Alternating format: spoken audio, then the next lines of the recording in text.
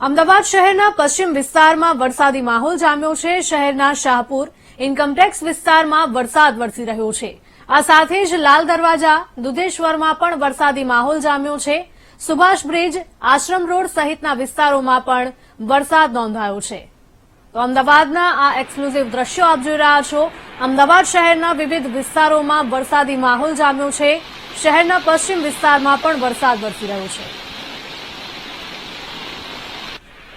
અમારા સંવાદદાતા દર્શલ લાઈવ જોડાઈ ગયા છે અમદાવાદથી। દર્શલ, જણાવશો કે અમદાવાદના કયા વિસ્તારમાં છો હાલ આપ અને કેવો વરસાદ વરસી રહ્યો છે, સ્થાનિકોનું શું કહેવું છે?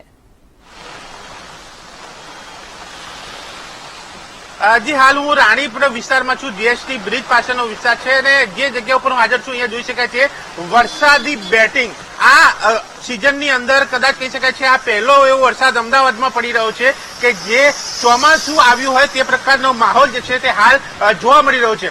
વરસાદના કારણે ચોક્કસથી ગરમીમાં રાહત લોકોને મળી છે, ઠંડક પ્રસરી રહી છે, પણ સાથે આ જોઈ શકાય છે રાણી વિસ્તારના જીએસટી બ્રિજ પાસેના દ્રશ્યો કે જ્યાં વરસાદી પાણી ભરાવાની શરૂઆત જે છે તે થઈ ચૂકી છે અને હજુ પણ આ વરસાદી બેટિંગ કહી શકાય છે કે પૂર્વ વિસ્તારની સરખામણીએ પશ્ચિમ વિસ્તારમાં વધારે જોવા મળી રહી છે અને પશ્ચિમ વિસ્તારમાં વરસાદી પાણી ભરાવાની સમસ્યાઓ પણ વધારે જોવા મળી રહી છે। આ જમણી તરફ કેમેરામેન મેહુલને કહીશ તે બતાવશે। આ જમણી તરફ જે જીએસટી બ્રિજ પાસેની આ અજય કોહા સોસાયટી લિમિટેડ કે તેની અંદર પણ વરસાદી પાણી જે છે તે અહીંયા જઈ રહ્યા છે। રસ્તા ઉપરથી સોસાયટીની અંદર પાણી વહી રહ્યા છે અને આ સ્થિતિ માત્ર આ વિસ્તારની નહીં પરંતુ અલગ અલગ વિસ્તારોની છે, અલગ અલગ સોસાયટીઓની છે કે જ્યાં લોકોને હાલાકી પડી રહી છે। આ જોઈ શકાય છે કે પગ ડૂબી જાય આ ઢીચણસમાં પાણી અહીંયા પહોંચવાની તૈયારી છે। ગટરો પણ અહીંયા જે છે તે ખોલી દેવામાં આવી છે। આ માહોલ છે આ રાણી વિસ્તારનો જે પોશ વિસ્તાર કહેવાય છે, સારો વિસ્તાર કહેવાય છે, ત્યાં પ્રકારની પરિસ્થિતિ। લોકો સાથે વાત કરશું, આપ શું કહેશો, કેટલા વર્ષથી આ પરિસ્થિતિ અહીંયા આવી છે?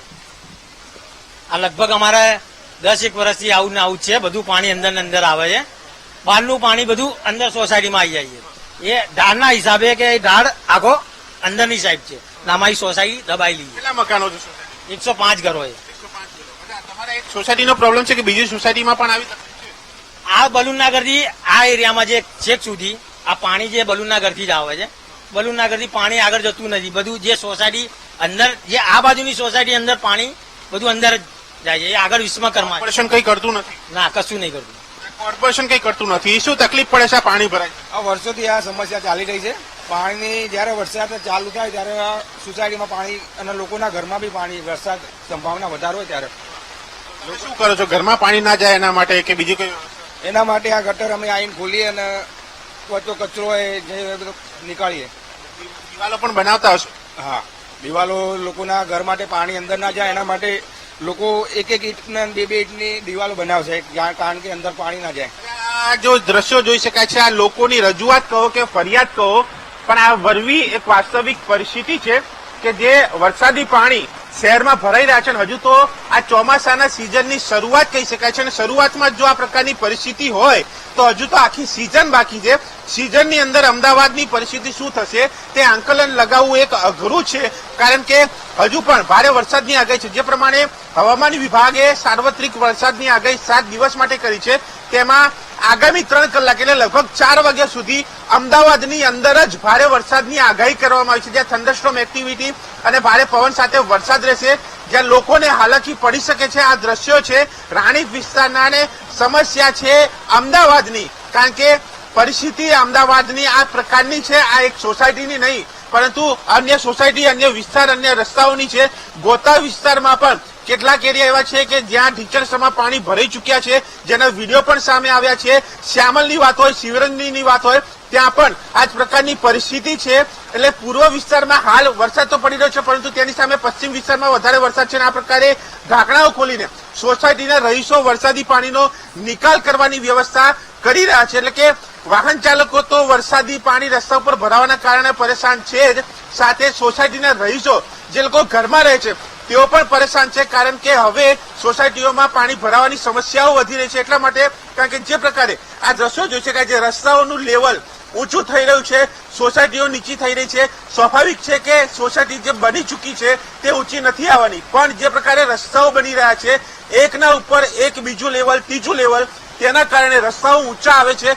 ખોદકામ કરીને જો રસ્તા બનાવવામાં આવે પ્રોપર સિસ્ટમ સાથે, અને જે વરસાદી પાણીના નિકાલની વાત છે તે પણ પ્રોપર સિસ્ટમ હોય તો આ વરસાદી પાણી સોસાયટીમાં ન ભરાય.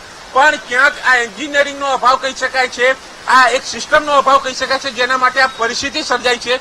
અને આ દ્રશ્યો છે અમદાવાદની પરિસ્થિતિના, વાસ્તવિક પરિસ્થિતિના, અને જે પ્રકારે અંધારપટ જેવો માહોલ છે, આ ભારે વરસાદ માટે અમદાવાદવાસીઓ હજુ પણ તૈયાર રહેવું પડશે. અને કહી શકાય છે લોકોની હાલાકી દૂર કરવા માટે કોર્પોરેશને જમીન સ્તર ઉપર, અધિકારીઓ જમીની સ્તર ઉપર આવીને કામ કરવું પડશે, જેથી કરીને શહેરીજનોની સમસ્યા દૂર કરી શકાય. અને પશ્ચિમ વિસ્તાર, જે પોસ્ટ વિસ્તાર કહેવાય છે, તે વિસ્તારમાં જો આ પ્રકારની પરિસ્થિતિ હોય, ત્યાં કોર્પોરેશનની કામગીરીની પોલ ખુલ્લી પડી જતી હોય તો પછી અમદાવાદનો શું સવાલ તે ઉભો એક મોટો પ્રશ્ન થાય છે. જી બિલકુલ દર્શલ, માહિતી બદલ આપનો આભાર.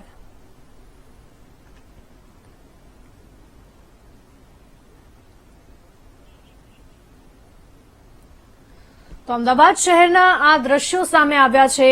એક્સક્લુઝિવ દ્રશ્યો આપ વીટીવીની સ્ક્રીન પર જોઈ રહ્યા છો. રસ્તા ઉપર જાણે કે નદીઓ વહેતી થઈ હોય તેવા દ્રશ્યો જોવા મળી રહ્યા છે.